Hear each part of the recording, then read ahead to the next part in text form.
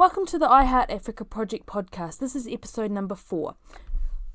My name is Nikki. I run the I Heart Africa Project. I love Africa. It is a very special place to me, and I am putting together this project to showcase Africa in a very real capacity, providing insights into Africa from the perspectives of those who love the continent most. Its residents, wildlife heroes, conservationists, photographers, rangers, guides, and tourists, who all share their experiences and love of this beautiful continent. On today's episode, I'm talking with Donald Schultz.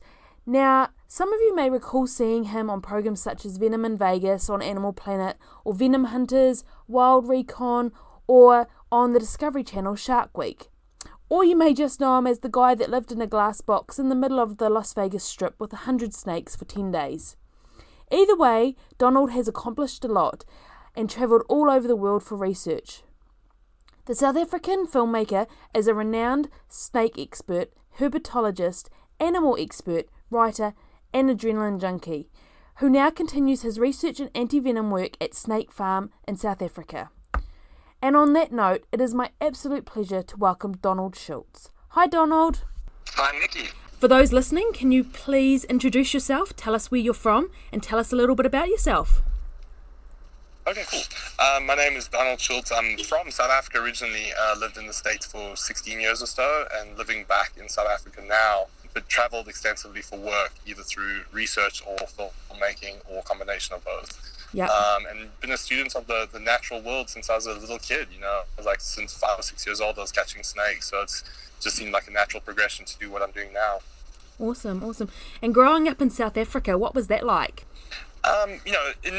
Earliest memories as a kid in South Africa was, there's a baboon that was actually shot at our school, and it kind of influenced my life in a big way because, first of all, I hated seeing animals getting hurt, and second off, I need to educate myself to the point that I could stop human-animal conflict, because, regardless of the animal, it usually ends up in death for one or the other.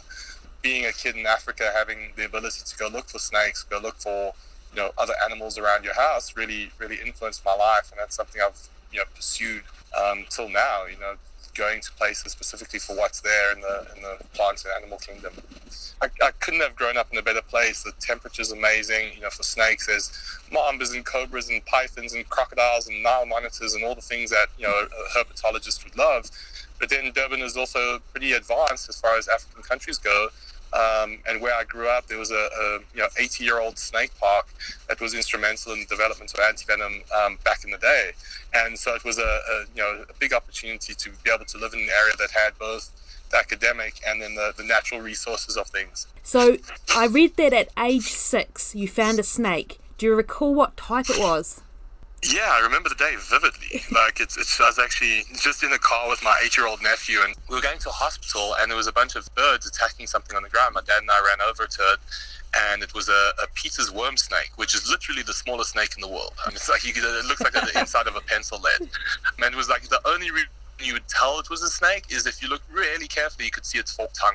So we saved it, and I had it for like 1 or 2 days. I walked around with it in my shirt and took it, kept it home. And eventually my dad decided to take me to the snake park that I was talking about to go get it identified. And we walked in, and my dad knew the guys, so we went into the back area, into the laboratory, and they looked at the snake. The best pet, they eat ants, they don't get big, they look like worms. So he has a herald snake, which is a little bit bigger snake, and they have like a slight toxin, but nothing consequential. Yep. So I had my first like real snake after the worm snake. But as we were walking out, we walked past the office area where I used to work, and there was a western diamondback rattlesnake in a cage. Oh as we walked past, the rattlesnake started rattling, and it did something like really primal in me, where I was like, oh wow. I'm like, I've read about rattlesnakes or whatever, but actually seeing a rattlesnake, in reality in South Africa, it just changed me. And so it's funny, it's a snake that almost cost me my life later on in my life. Yeah. But that was the genesis of like being hyper obsessed with snakes, and then after that it just cartwheeled to today. What is it about them that drew you to them, do you reckon? At the time I didn't understand. Now, like as a year-old, I understand things a little bit better, and I think it's there's been an amazing book recently that showed our visual cortex as a result of venomous snakes. Yep. So basically the reason we can see is our primitive ancestor would have encounters with venomous snakes, and venomous snakes have been around 25 million years, and so much longer than mammals. So, the idea that, we're wired to see and respect and fear snakes is something I only learned later, but it was something very, apparent in me that, like, I had no experience with snakes, and then suddenly had this experience where it fundamentally changed me, and I was like, oh, wow, there's something in us as people. And the thing that, eventually stuck with me was like a snake that you could fit in the palm of your hand could kill you. Yeah. And it wasn't I don't want to say messy death. It wasn't, it's elegant. The way a snake kills you is extremely elegant. Like some people, when they get bitten and die, won't even wake up in their sleep. I mean, that's insane. That's chemical warfare. Wow. So that for me was like a big thing where I was like, wow, this tiny little creature can end your life. And, it may or may not want to, I don't know, but the fact that tiny little thing can do it, it's kind of like looking at a bullet for the first time. It's just a weird thing where you're like, oh wow, but a bullet is man-made and it's not elegant, Yeah. Whereas venom is extreme elegance and really powerful. So that was the initiation into snakes. Yeah. And the toxin thing and a lot of the work at plants and entheogens, things like ayahuasca and that started at the same time. I saw a documentary about beavers, and I chewed on a plant in our house like a beaver, just because that's what you do. And Yep. my throat swelled shut, and I almost died. And I didn't understand what was going on. I explained to my mom, and it passed, but it was a very scary experience. And once again, one of those like elegant toxin things. And then later on in life, I found out that the snake is the plant is actually called snake plant, or mother-in-law's tongue. Oh, wow. And she feeds it to people to make their throat shut down. And like this, I found out now 30 years later. But even at that young age, it was this experimentation of like, it's unseen, right? I mean, like, we can't really see snake venom. I mean, we can see it if you milk a snake and all that, but it's this unseen potential of what these things are. The old saying goes, any poison's a drug, any drug's a poison, it just depends on the dose. Yeah. And that's kind of defined my life since then. It's like, what are these things? What are they good for? And when they're bad, how can we fix them? And that's pretty much, what's driven everything. Yeah. And so at the age of 13, you were accepted into an internship at Fitzsimmons Snake Park. Yeah. How did that take you from just a love of snakes and actually steer you in career path? Well, it's funny because in a line like that, it sounds very elegant. The truth of it was, I just basically, once I moved, because my family moved around, so once we moved back to Durban and I was, 13 years old, stand 4. I basically just went and got you could buy a pass to the snake park that would give you unlimited access if you adopted the snake. Yep. So I adopted the snake and was able to go to the snake park all the time. So basically after school, I'd catch a bus down to the snake park and just hang out. And on weekends, I'd just hang out. And as long as that let me in there, I'd just be there.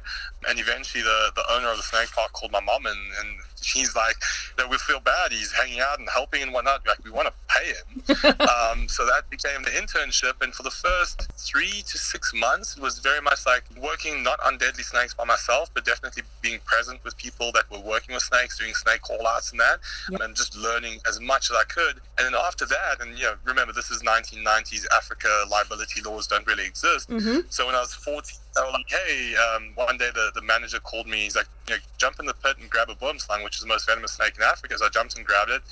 And the owner of the snake park was there. And he's like, tell me about it. I told him about it and grabbed a cobra, did the same thing. He's like, okay, cool, you can do demonstrations now. So, when I was 14, I went from looking at snakes through glass to being the guy in the pit, Steve Irwin's in khakis and everything, talking about venomous snakes. And it really, changed, how I viewed snakes as a career path, because I was like, well, this is what I want to do. I want to work with animals and educate people. Like, that's pretty much it. Yeah. And then the sort of the nail in the coffin for me, which was a summer afternoon, and it was an exceedingly boring class, whatever we were in at school. It was like, I was just over it. And the principal came and called me out the classroom, and I was like, oh shit, now what? And they were like, no, one of the parents has a snake in their house. Do you mind going to catch it? And I was like, absolutely not. So I went, the parent drove me down to their house, caught the snake, drove back to school as school was ending. And I'd missed the last part of class, and I got a snake. And these people were so grateful, and the snake obviously didn't get hurt. And I was like, this is what I want to do. This is my career. It may not exist, but I need to figure out how to do this more. Yep. And that's it. There's a photo on my Instagram of me when I think I'm 5 years old, 4 or 5 years old. I'm wearing a Batman outfit and hugging a dog. Okay. And thinking back then, I'm like, all I wanted to do was help animals and fly. And today I'm at, the drop zone. I'm going to fly wingsuits and help animals as much as I can. I was like, well, yeah, I didn't do too badly. Like, it was a convoluted path, but it got me, eventually. Yeah, well, you are flying and you are saving animals, so... Yeah, it's like break it down to the basics. I'm like, oh, yeah, cool, I'm good. Yep, superhero, yeah, absolutely.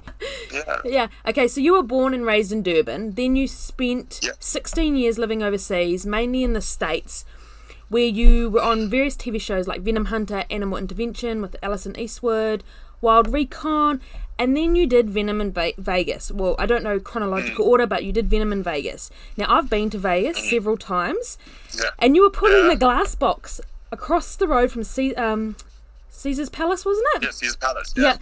Where you cohabitated with 100 snakes, some of the most deadliest snakes in the world.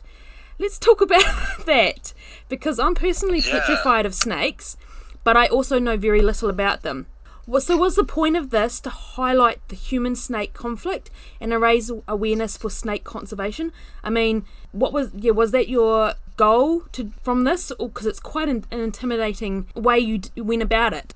Exactly, and the chronological order, basically, when we pitched the shows, we sold 3 of them all together, and one was a natural history series, one was Wild Recon, and then one was Venom in Vegas, and we did Venom in Vegas after we finished the Wild Recon series. So we'd been to 20 countries and filming for 2 years, and just like really getting our asses handed to us. Like, filming in the field and doing research is pretty brutal. And when I sold the shows, I said to the guys, I was like, okay, I'll do I basically, at the end of the meeting, I said to him, I have an idea for a guy's in a box for 30 days with 30 snakes.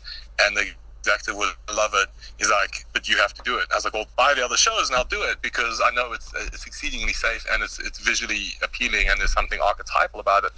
So essentially what happened was we got, 100 snakes, and we started with 50. We added 5 each day till we got to 100, including mambas and cobras, rattlesnakes and gaboon vipers and that. And with my experience I'd never done a sit-in or lived with snakes, but they so human avoidance, they don't want anything to do with us, and this is from years of trying to catch them. I realized it wasn't that gnarly. So when we spoke to Animal Planet, it was basically like, to the public, it seems like suicide. To me, it's totally safe. And the reality is it's somewhere in between. There is a chance that something bad could go wrong. But I realized that if you say to people, don't be scared of snakes, it's one thing. If you say to them, look, you can literally be in a room with 100 snakes and they're not going to mess with you, it's something entirely different. And years later now, we did that 9 years ago. Yeah. People still walk up to me and they're like, I can't believe you did it. I'm like, well, that was the whole point, is anyone could do it. It's not like I have some super skill. It's just knowing, what the snakes want. And the nice thing with snakes is they're reptiles. They have a reptilian brain, so it's very simple. I mean, be warm, get food, reproduce, and avoid injury, basically, not have any negative stimuli, which is our reptilian brain that dictates all of those same things. There's also a reptilian brain. So understanding that, and taking out the myth and, fallacies and anthropomorphizing them, where you're looking at them as having human characteristics, they are simple, biosystems, basic input output. You don't mess with them, they don't mess with you. If you step on them, they may bite you. They may not. It's entirely up to them. But just changing the perception of how you can cohabitate with snakes. And now, 9 years later, where I live, I mean, many of those same snakes, puff adders, forest cobras, boomslang, vine snake, live where I live. Literally not in a cage under control, but outside my house, and not even outside my house, outside where we sleep in the kitchen, and they live freely there, and no one really, impacts each other. Obviously we try and be mindful of them, and they're mindful of us, but, if something happened, one was stepped on or cut, or, an animal bit or something, we fully expect that it would be, it would react. It was a graphic demonstration, but also really well thought out in the way of how, what's a lot of people's worst fear, and it's reptiles, snakes specifically. It's 60% of the population is scared of snakes, and it's well, for most people, the idea of sleeping in a room with a snake is scary. So it's well, let's put the scariest snakes in the world there and show people what would really happen, and I think the result was pretty good. I think it was a very good exercise. But how hard was it? Did you have to be super alert at all times? I know on the last... Not at all. What's that? It's so sad. It was one of the easiest things in my life. Oh, yeah? Like the hardest thing, yeah, I mean, there's two types of snakes, or three types of snakes if you think of them. There's the ambush hunters, like that just sit and wait. So like death adders, puff adders, rattlesnakes, those things are like kind of sit, wait, and strike quickly. And then you get the hunters like mambas and taipans and pythons that go out and look for food. And then you get a combination of the two. But knowing that, the scariest snakes really are the puff adders and the rattlesnakes, because they'll just sit where they sit, and if you get close to them, they'll bite you. Whereas cobras and mambas and that will avoid you. And once you understand that, you just kind of work around it. The snakes become easy. But living in a box watched by people for 240 hours was more of a way more mentally like taxing than the reptiles. Because Vegas, Vegas doesn't sleep. So 3 o'clock in the morning, you have people screaming outside and drunkenly doing their Vegas thing, and you're trying to rest. And then there was a jumbotron, one of those big TVs right outside the box I was living in. And the deal with the big casinos is every 3 minutes they'll play a promo of my show Wild Recon and then Venom in Vegas. So it was like a form of torture. Every 3 minutes my voice would start on a 30-second loop. By day 6, I think I got noise cancelling headphones because I just couldn't sleep. And then the last couple days, like the sleep was really, really hard. And then that made like bagging the snakes up a lot harder because you're tired, and it's the end of the day, and end of 10 days actually. So logistically it was difficult. Technically it was really easy, like as a stunt goes, or as a thing goes. What was challenging was totally the human aspect, like being watched. I mean, people talk about animals in zoos, and very few people actually have a perception of what that feels like. And when you experience it, it is very, very bizarre. I mean, I walked into this glass box and laid in my bed, and there's like 200 people to me in person, and then 2 cameras, streaming this onto the internet, onto the Discovery sites. And I was like, I have no idea what to do. I'm like, I like, what do you do? Do I do a song, a dance? So I just sat down and started reading a book. I was like, okay, let me act natural. I just sat down and read a book. And I was like, okay, this is my life. It was very, very bizarre. Because it was a 2-hour special. It's interesting watching it now. A lot of what I'm talking about is human-animal conflict and the need for new anti-venoms, which has like brought me to the past. Because it's interesting. We filmed in Vegas, but we also filmed in Tanzania, kind of on the front lines of these snake bites, where people have mambas in their house, not by choice, but just because of where they live. So yeah, it definitely, it was like most things, it's so polar opposite. Vegas couldn't be more different from, mamba in the bush. But yeah, they have different challenges. Oh, absolutely, yeah. That wasn't part of the Nitro Circus thing, was it? No, yeah, I mean, as I said, I've always liked action sports and motorcycles and all that. So Nitro Circus, they've come to South Africa twice, and I've taken them around. I mean, we've done some pretty cool things. We got a couple legal base jumps in, the first in history on a thing I'd actually jumped illegally a few years before in my hometown.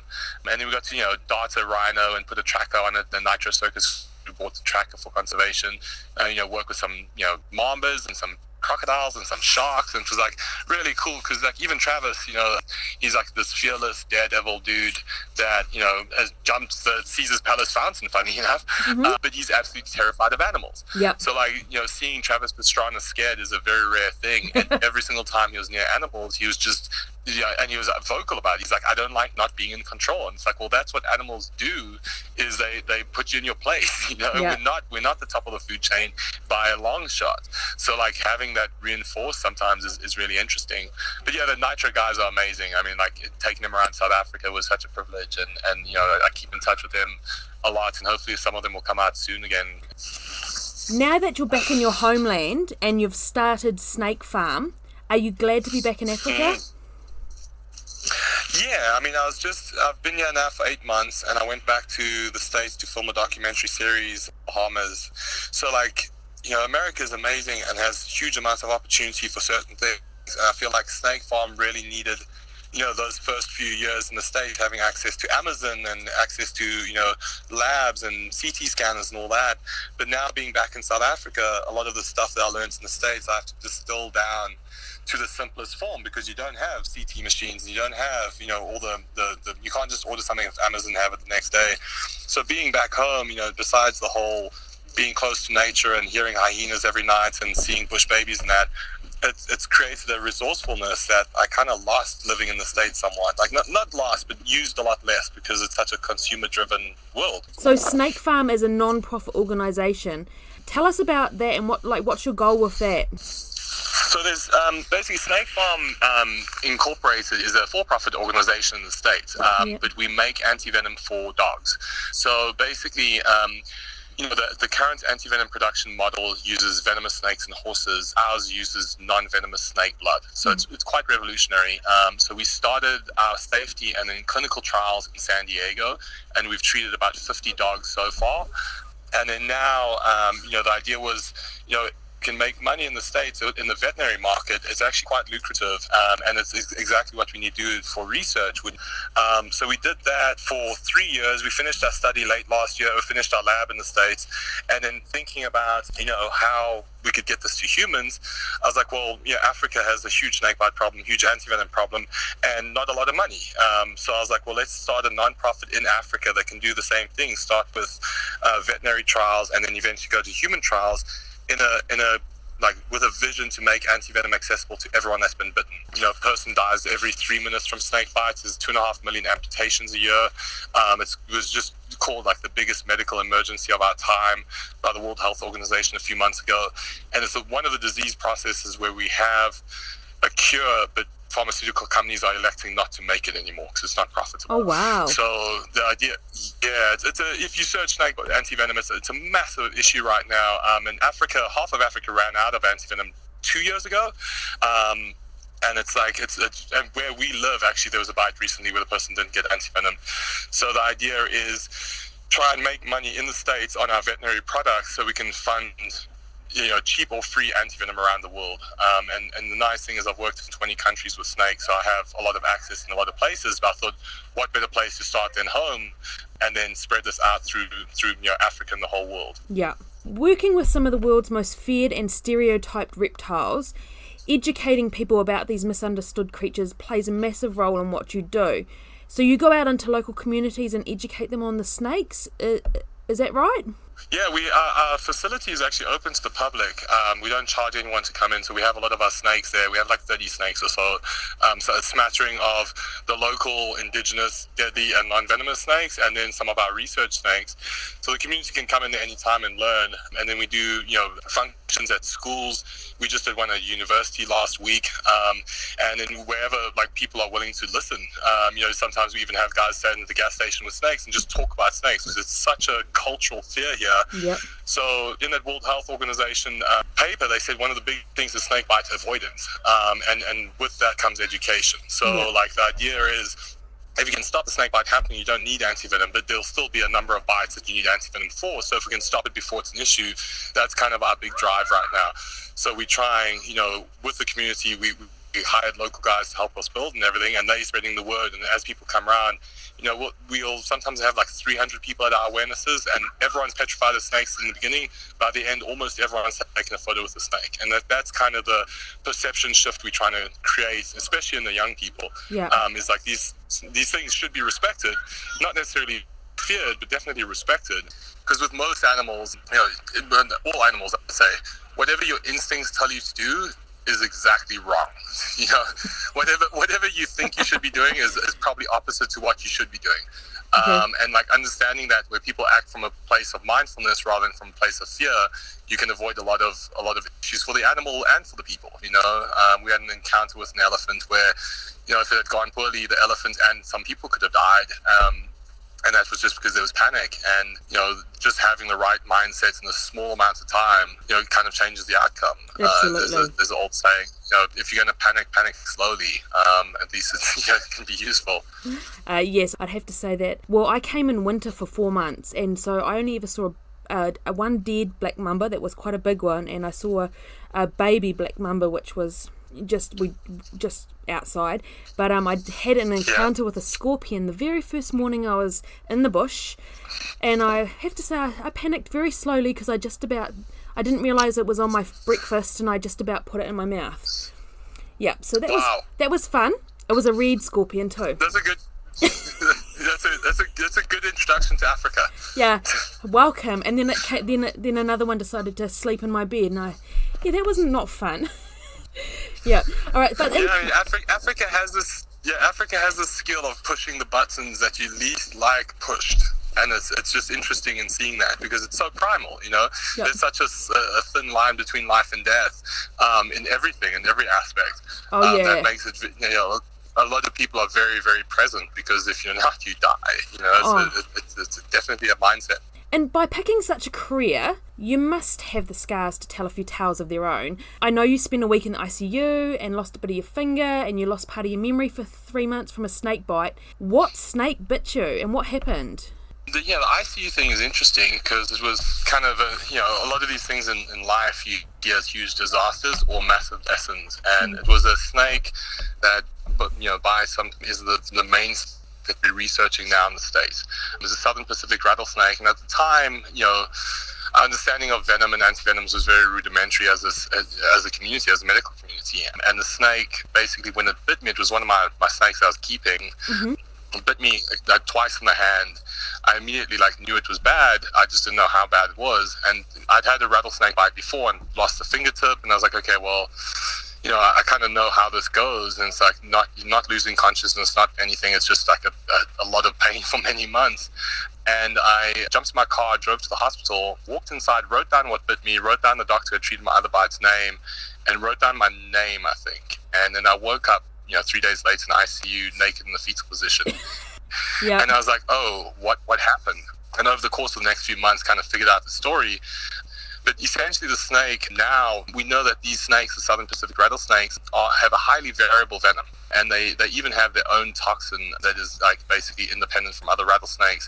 And they can change their venom. So they can, in one season or one lifetime or, one canyon or one individual go from myotoxic to neurotoxic to cardiotoxic to hemotoxic or a combination of all of them. Wow. And just as luck would have it, the snake that bit me was exclusively neurotoxic. There was no swelling, there was no pain. It just switched me off. It basically turned my entire body off for essentially 3.5, 4 days. Wow. And what happened was the doctor who treated me, so found out later, and I'll put it in chronological order, a friend of mine was driving to my house, saw my car parked outside the hospital with the door open on the sidewalk, and he's like, oh, that's not good. Went inside, found out what happened. That's how my family found me, because I was at home alone when this happened. Yeah. And basically, I walked inside, and this I found out 2 weeks later from a nurse there. I walked inside, wrote down what had happened, or what bit me in the doctor's name, and collapsed. They intubated me on the ground because I was entirely unresponsive. They didn't have a ventilator there, so they breathed with an ambu bag and put me in an ambulance, drove me 40 minutes to the closest hospital. They threw me on the ventilator and watched me for essentially 3 days, and I was totally unresponsive in a coma. And eventually the doctor was like, screw it, give him South African anti-venom, see what happens. And anti-venom, and I woke up half an hour later, which at that time we didn't think that anti-venom worked on rattlesnakes, which, guinea pig number one. I was like, oh wow. So, then after that I woke up for the next day. So from day 3 to day 4, I could breathe, by myself. I still had the endotracheal tube in, but whenever I'd fall asleep, the ventilator would kick in because I'd stop breathing. Wow. So essentially it switched off my breathing for 4 days. But as you mentioned, one of the most interesting things, and something that's now also hindsight come to light, is the neurotoxins don't just mess with your central nervous system in the way of stopping breathing. They actually mess with your mind. And basically, I had 1.5 months retrograde amnesia from before I even had venom in me, and 1.5 months after the bite. So it basically erased my memory for 3 months. And there was an interesting paper that came out recently about the high mortality rate in snake bites of Sri Lanka that commit suicide. And, one of the schools of thought is that it messes with your neurology so much that it can put you in a depressed/suicidal state. The other school of thought is because Sri Lanka is such a big karmic Buddhist country that people think if they're bitten by a snake they should die, that they don't have a reason to be alive.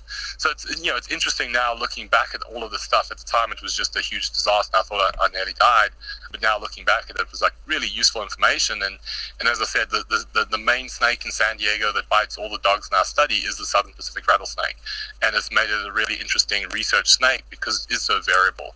Most where we live, there's 5 or 6 snakes that can kill you. Now, unless you see the snake, you won't really know what the venom or the snake is. With the Southern Pacific rattlesnake, we know that most of the bites are Southern Pacific rattlesnakes, so we can eliminate the variable out. And then the variability is actually the venom in a single snake species, which makes research extremely interesting because that's the issue anti-venom has now.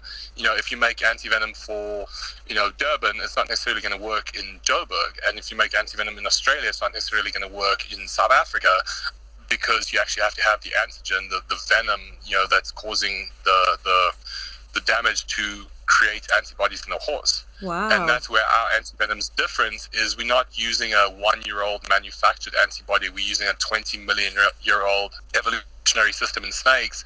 We don't challenge the snakes at all, so we don't inject them with venom or anything. The antibodies we get out are actually just in snakes, because venomous snakes have been eating non-venomous snakes since there was venom. Non-venomous snakes have been building resistance to that venom since it's been around. So it's been this evolutionary arms race between venom and protection. And what we figured out is you can just use the snakes, protection against snakes. So why include horses and venomous snakes and all that when you can just use pythons and boas? Yeah, I think I read somewhere you spoke about how the venomous snakes also carry like an something inside their blood that protects them from their own venom. And you're looking at... Exactly. Yeah, so basically, like, venomous, if you think about it, you bite your tongue and your lips all the time, right? If you're a venomous snake and you did that, you'd die. So, that doesn't make sense evolutionarily. So the venomous snakes definitely have resistance to their own venom. We know that. What we started looking at is snakes that eat them. Yeah. So, like king snakes, and in South Africa, file snakes and king cobras and things like that. And then we found that they obviously have ridiculously amazing resistance and can neutralize bites very well. But the big coup for us, that was, brand new information, was the prey animals, the animals that actually get eaten by venomous snakes. So like cobras and taipans and, snakes like that will eat non-venomous snakes. So like pythons and boas and rat snakes and things that are non-venomous have even higher resistance to venomous snakes than venomous snakes themselves. Wow. Because when they're young, they get predated upon. So basically, if you think of a python living in cans, right, snakes that can eat are all the venomous snakes except death adder. So they basically have to get past about 2 meters before they're too big to eat. Yep. So essentially, in those first 2 meters of life, they have to either survive being bitten or not proceed. So it's basically instead of taking the anti-venom from venomous snakes, which is dangerous, we use non-venomous snakes. And that's why it's called Snake Pharm. It's a double entendre, because you can basically farm snakes. Mm-hmm. We do all of our production and that inside shipping containers. So you can have a farm of snakes, non-venomous snakes, keep them very much like chickens, because they're not toxic, they're not dangerous, they're really easy to keep. And you just extract blood once a month, and you sort of have as much anti-venom as snakes you can get. So that's the main focus of Snake Pharm now, is like, what's the simplest, most elegant, most reproducible, inexpensive solution to anti-venom, and the answer is snakes. Like, literally, the problem is the solution. Yeah. So what advice would you have for a person who is wanting to come to Africa or is coming to Africa and is afraid of snakes? The best thing is, to be aware. Like, when I go into areas that are high snakes and I'm going to be, walking thick bushes and all that, it's like, wear boots, wear long pants, wear long sleeves, just another layer of protection. And then also, like, look, it's our eyes are designed to see snakes, especially some of the venomous ones and that. So, being on a lookout is a big thing. And then making sure that if you're going to remote areas that, the people that you're with, the game lodge or the eco tour company or whoever, has a protocol for snake bites. Because where I live, it's an hour and a half to the closest hospital that has a ventilated anti-venom. And mambas can kill you in 40 minutes or 30 minutes or depending on the bite. Mm-hmm. So, like, having a contingency plan in case of a snake bite is not a bad idea, or at least asking what the deal is. Most places don't have anti-venom in the field because the current anti-venom can be really dangerous if you administer it incorrectly or if the person's allergic to it. Yep. So the best course of action is going to a hospital that does have anti-venom. The problem is not all hospitals stock it, and not all hospitals that do stock it have it in stock. So it's like, just, when coming to Africa, speaking to the people ahead of time, being like, hey, do you guys have a protocol for snake bite treatment? Like, how do you get out? Where's the closest hospital? Do they have anti-venom? That kind of stuff is a question I usually ask. But most times, I travel with anti-venom because I'm a high-risk candidate for a bite. Yeah. But for a normal tourist, just covering up, being aware, trying to avoid snake bites, and if it does happen, being with an operator that has a contingency plan. Because it's not just snakes. Being on a lot of these film shoots and that, I'd be safety officer or maybe in charge of safety, and I'm like, the highest likelihood we have of dying is in a car. Yeah. Being in a bad car accident on these bad roads or in these wherever. And then the contingency plan is the same, whether it's a car or a big cat or a shark or a snake. It's like, how do we stabilize the person? Where's the closest hospital? What resources do we have there?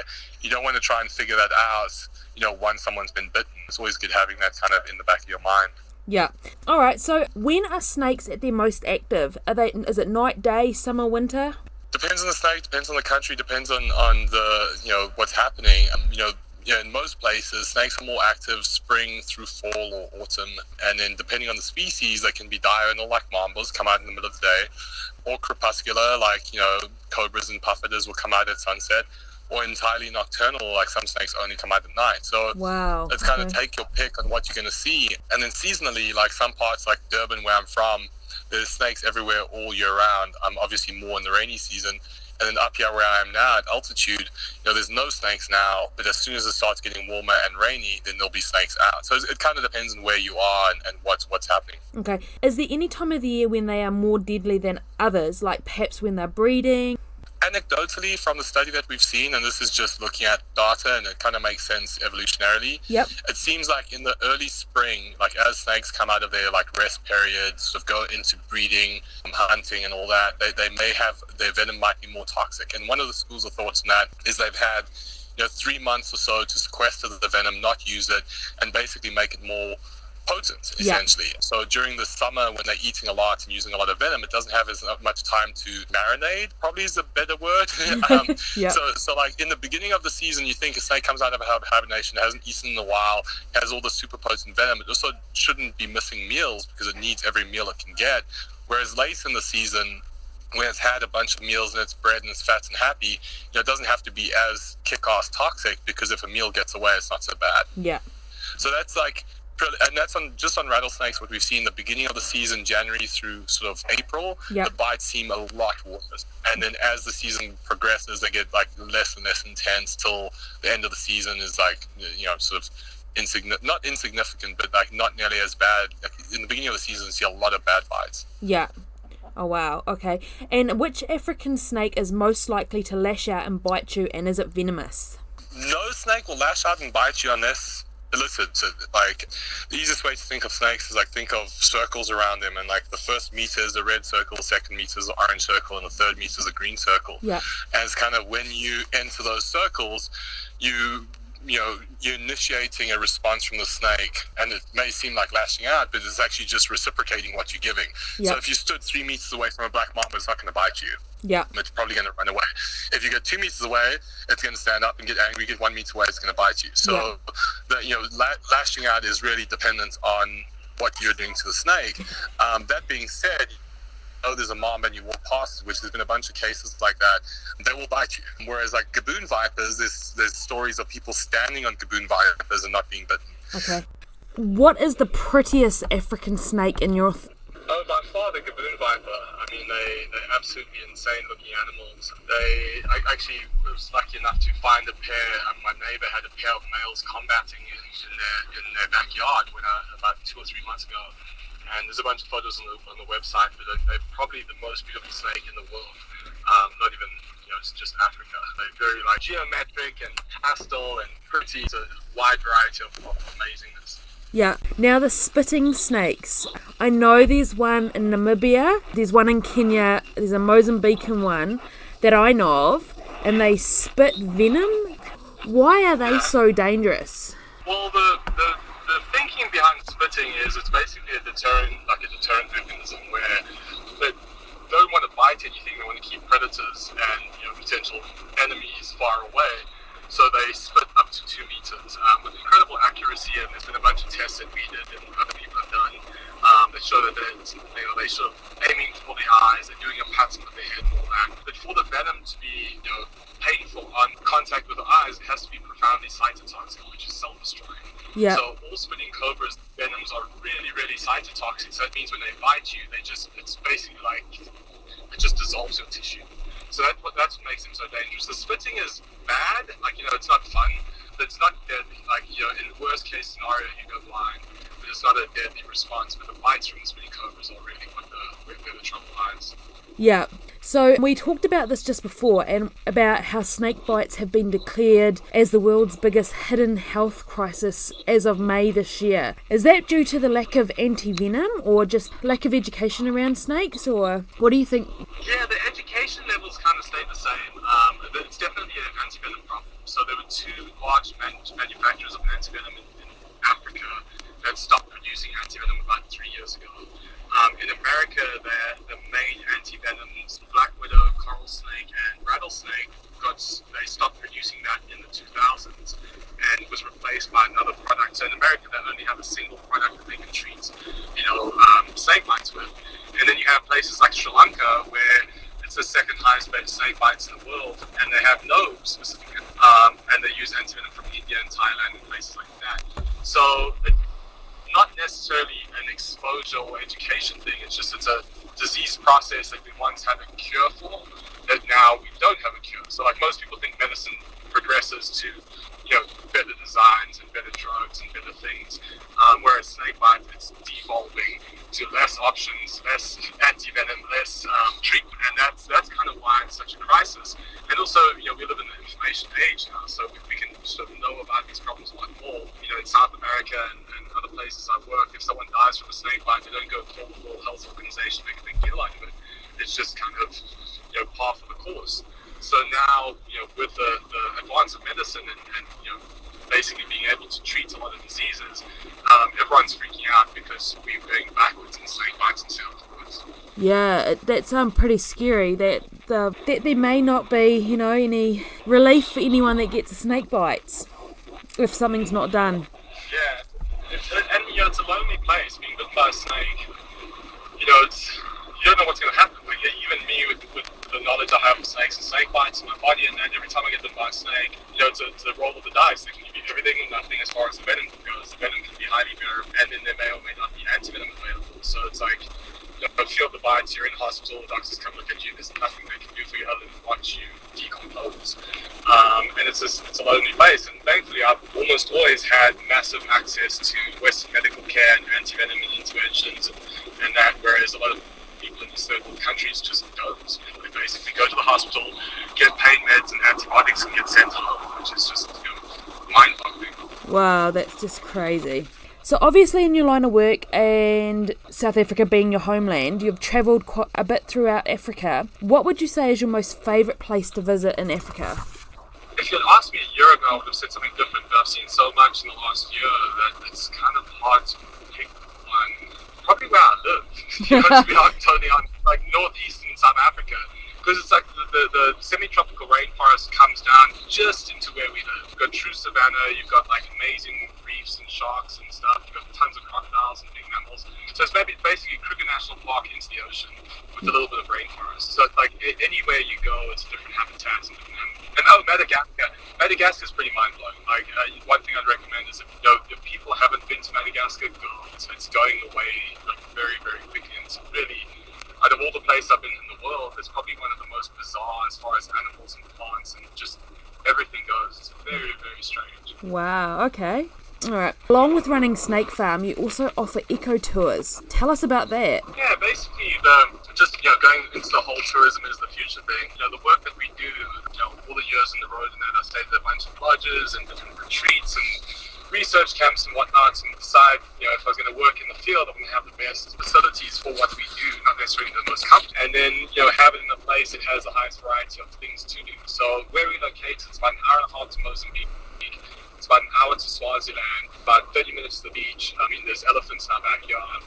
So the eco tours that we offer is pretty much like come stay at Snake Pharm and then pick whatever you want to do. Because I filmed like maybe 7 or 8 TV shows in the immediate area where we are. So there's a hyper abundance of things to do. And oftentimes people come to South Africa and they're so scattered that they want to do Cape Town and Durban and here and there and spend the whole time flying around. Where I feel like a lot of the African stuff is if you stop as you know from staying in Kruger, if you stop, you see so much more than doing the drive-by, selfie kind of tour. So, kind of roll the TV production experience in with the animals. animal expertise and a little bit of fun. And it's basically the same thing that the Nitro Circus guys did when they came out here. It's kind of the same menu. It's like, do you want to dive with sharks? Do you want to go look at crocodiles? Do you want to sit and look at bush babies? It's kind of a la carte menu. And on Snake Pharm itself, we've got a lot of animals that just occur there. So I've spent the last 2 months there pretty much non-stop without leaving, and every day something new is happening. There's a massive piece of bush. It's like 1.2 kilometers by half kilometer wide, absolutely pristine. So you got the most bizarre mantises and spiders and scorpions and snakes and all sorts of things. Yeah, it's a very nice property. Living in Los Angeles for 10 years and like having your neighbors all next to you and that, now if a single car drives by, you're kind of like, who's that? Who's driving on my street? The cell phone signal's not great there. We don't have electricity, we have solar, we don't have running water, we don't have flushing toilets, we use compost toilets. So it's like a very easy detox from the Western lifestyle. And it's funny how quickly people adjust. So you basically have their cell phone signal, you have electricity, the stars at night are absolutely mind. We don't have TV, so like for a Westerner to come there and sort of immerse, it's a big reset button. But you also work with sharks. Well, my whole life story in a nutshell is worked at the Snake Pharm first, and then so went to do the commercial diving degree, and then realized I didn't really want to do that. Went into corporate world and moved to the States and got back into animals. And then after signing up with Discovery to do some shows, they said, can you dive? I'm like, yeah, I can actually commercially dive, and I have rebreathers and surface fly and all that. So the very first year I was on Shark Week filming and I did a shark episode, and then since then it's kind of the filmmaking, animal expertise, and the commercial diving merged into one thing where I can use all three skills pretty successfully. So I've developed and sold Shark Week shows. I use film and sometimes I'm on camera and that, but it's pretty much, I love working with sharks because they're so undirectable. Even a snake you can direct in a certain way. Like if it's going in a certain direction, you want to turn around, you can do that. Whereas sharks, they do their sharky thing and that's it. Like either they want to play or they leave. Yeah, and you got shark rash, I hear. Yeah. Oh yeah, that was ages ago.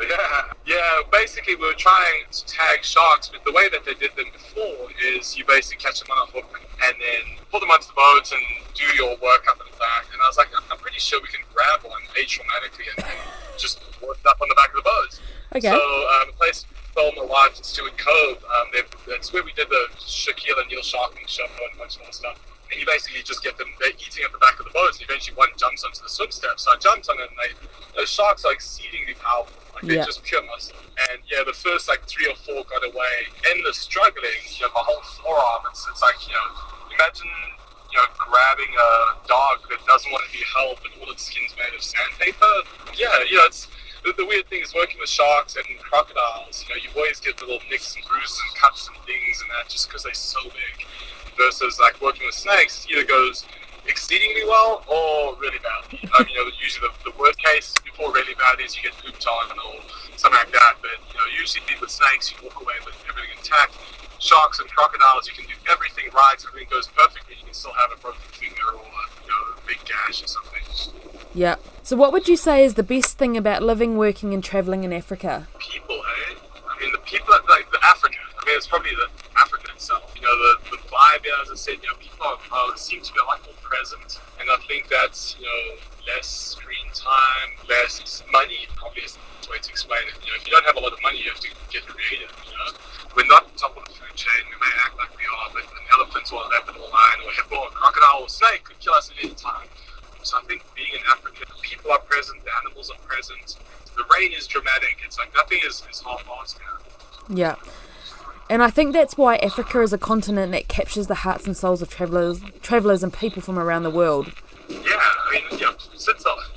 since the beginning, I drove from Shishlubi, which is where I live, on the coast, all the way up to Johannesburg, and I went through the area where the British and the Zulus from this place called Blood River, another place called Ngingingbo, and there were these epic battles of either the British totally winning or the British totally losing, and just gnarly battles. And I drove for 6 hours yesterday, and seeing where these people were is just mind-blowing. It's difficult in the car, air conditioning and your music playing and that. And it's these guys were not only doing this stuff in Africa, but they were trying to kill each other while doing it. I'm like, that's so gnarly. And it's like, there must be something about Africa for someone to come all the way from the UK, all the way into the middle of the bush to fight the locals. It's pretty mind-blowing. Yeah. There's definitely something. So once people, and I've brought a few hundred people to South Africa, personally, or film crews or whatever, and everyone says the same thing. It's like, I've changed from being an African. It's like, yeah, there's something here. There's something very, it's very human. It's almost like a silent drum beat that just sort of aligns with everyone once they step foot on the continent. An auditory version of that is play anyone the theme song from Lion King and see how their skin bristles and how excited they get. And that's purely a cappella African song. Like, that's, my guys that I work with at Snake Pharm, they'll start singing in the middle of the day gospel songs, and it's like, it's as good as the Lion King. And it's like, you feel, you don't have to be African to appreciate that, and you still feel a connectedness to it. And that's that drum beat that you talk about. There's something, it's something in Africa. Yeah, absolutely. So what would you say has been your most pivotal or memorable moment for you on your travels within Africa? The elephant was gnarly for a number of reasons, and it was just out of all the things I've done in Africa, there was some that were like, oh holy shit, that was scary, or oh, holy shit, that was amazing, or whatever iteration. But the elephant charge that we had in Savo, it was a gateway moment for me that really changed my perception entirely of animals and of specifically elephants. So that would probably be the most, if I was laying on my deathbed, that would be probably one of the things that flashed before my mind and be like, oh yeah, wow, that was cool. Yeah, that happened. Yeah. And what do you think is one of the biggest misconceptions people have about Africa? It's dangerous.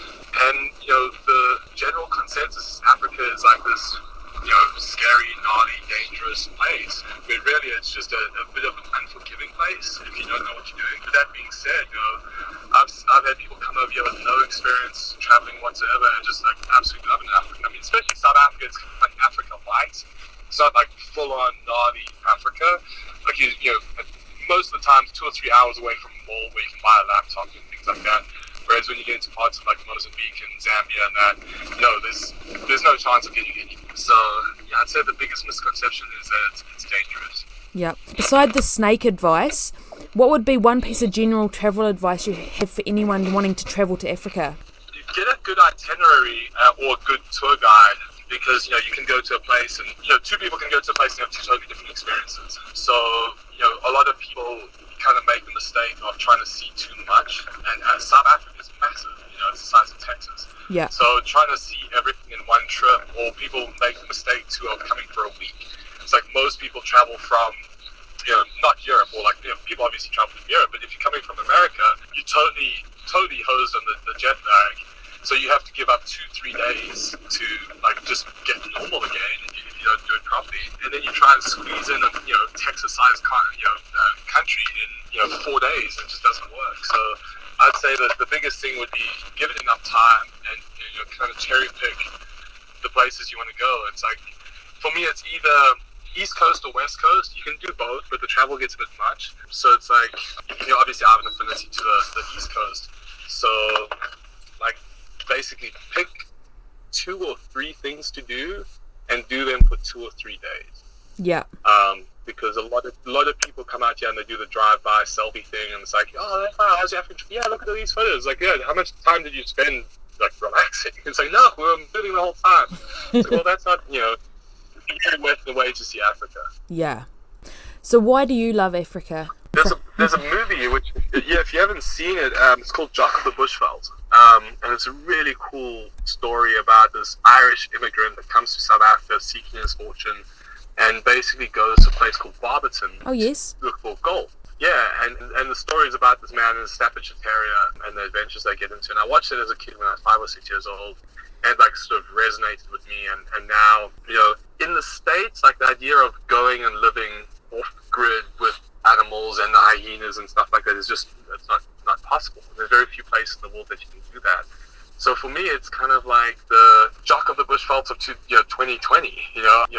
If you take away the cell phones and the laptops and the cars, we are basically doing the same thing as these sort of pioneers. There's this pioneering spirit. Yeah. So in Africa, I feel like the pioneering spirit sort of sort of, what's the word I'm looking for? Resourceful, pioneering, sort of like make it work spirit is really strong.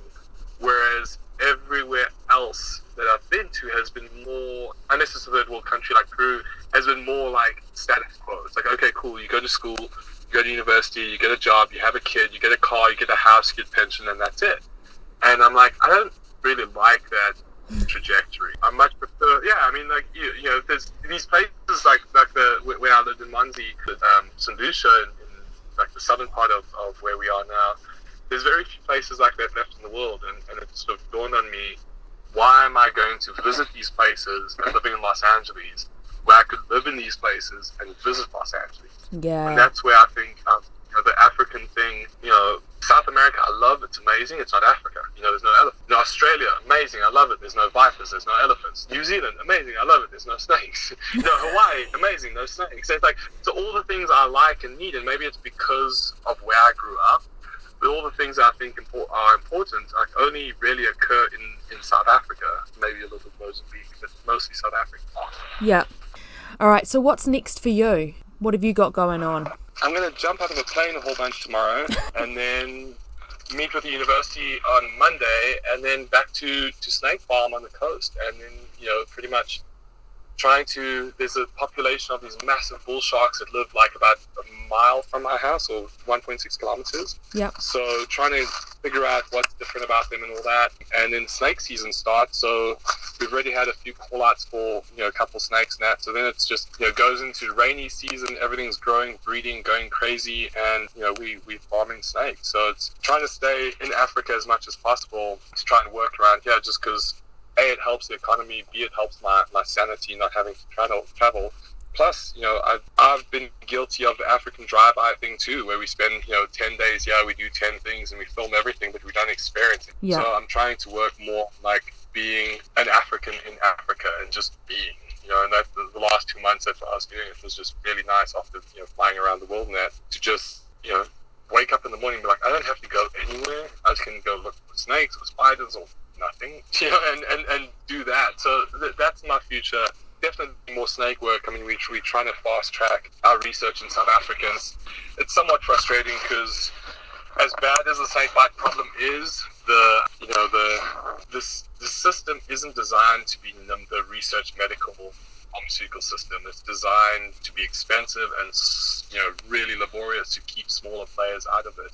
So big drug companies obviously have a team of scientists, team of lawyers, and a shit ton of money. And when you start doing disruptive technology like this, you have to get a ton of money and lawyers and things like that. And so that's the hard part. The theory behind it's pretty easy. But now we're fighting an uphill battle with, like a person dies every 3 minutes and we have a solution, but it may take 5 years to get it to people. And it's a tough thing in the morning to wake up and think about that, where it's like we have a solution, but the system isn't moving fast enough. Well, I wish you all the best in that, because that's a real uphill battle going up against those pharmaceutical companies trying to get something new through. Yeah. Yeah. Yeah. More challenges, it's great. So if anyone would like to find out about what you're up to, or would like to get involved, help out, or volunteer, what is the best way for them to do that? Is that just to contact you directly? Yeah, on our page, snakepharm.org, because snakepharm.com is the American company, and then snakepharm.org is specifically the non-profit in South Africa. So on there, there's a how to help page. Yep. And basically just talks about, eco tours, what people can do, all that, what donations we can really use. Because where we are is a really poor community. We saw a boy the other day wearing a girl's dress to school because he didn't have any clothes, and eventually he said he didn't want to go to school because he didn't have a uniform. And that was, kind of brutal, because it's like this kid wants to learn but doesn't have the clothes to go to school. So yeah, that kind of stuff, it seems like something small when people come out, but it makes a huge difference for these people's lives. Wow, cool. Well, hey Donald, I just want to say a big thank you to you, because without amazing people like yourself, this project could never have come about, and my love and passion for Africa could not have been shared with the world on such a grand scale. Just before we wrap up, is there anything else you'd like to add before the interview finishes? No, the one thing that's like it's become very apparent in South Africa is people talking about education. Mm-hmm. And people are like, well, yeah, you need a matric, and you will need to finish high school, you need a degree, you need all this to do anything meaningful. And I dropped out of high school. I went to college went to university for a bit and decided it wasn't for me because I was working in medicine already, and realized that, people don't, just because someone doesn't have a degree or a certification, that doesn't mean they can't change the world. Bill Gates, Steve Jobs, all of these people, Einstein even, were problem child in school. So, one of the big things would be you don't have to be a rocket scientist to change the world. You can do it with whatever you have around you. So that's the big thing I've been telling a lot of people, because they ask, they want to come work at Snake Pharm, and what certifications do you need? I'm like, nothing. Come here, we'll teach you. There's no one teaches what we have. Even if you have a university degree, you're going through the same sort of education process. So that would be the big takeaway. It's anyone can make a difference, and just have to basically want it. It's not a matter of if I had this, then I could do that. If I had that, I could do this. It's if you have the desire, you can do anything. Well, it has truly been my pleasure to chat with you today, and I look forward to talking to you again and hearing what you've been up to. So we will catch you again soon. Thank you so much, Thank you. It's been an absolute pleasure chatting to you, and hopefully we'll see you in Africa soon. Yes, absolutely. All right, hey, thanks, Donald. Thanks, Ed. Bye. Thank you, Donald. And for listeners, that is an excerpt of the interview that I did with Donald Schultz a few weeks ago. The rest of his interview will be featured in our upcoming book for the I Heart Africa project. So follow us on Instagram, Facebook under I Heart Africa project to hear more about the launch date for that book, and also to check out more podcast episodes. Now, if anyone would like to get hold of Donald, the best way to do that is either go onto Instagram or Facebook and look up Snake Pharm, which is Snake and PH Farm, South Africa. Or you can go onto their website, www.snakepharm.org, snakepharm.org. But if you go to our website, iheartafricaproject.com, all Donald's contact information is under the Meet Africa tab. Wonderful. It's been a pleasure talking to Donald today, and I hope for all you listeners out there you learnt something. He is an amazing, fascinating person, and make sure you subscribe to this podcast as we have more wonderful episodes coming your way with the most amazing, fascinating and interesting people who all share their love of Africa.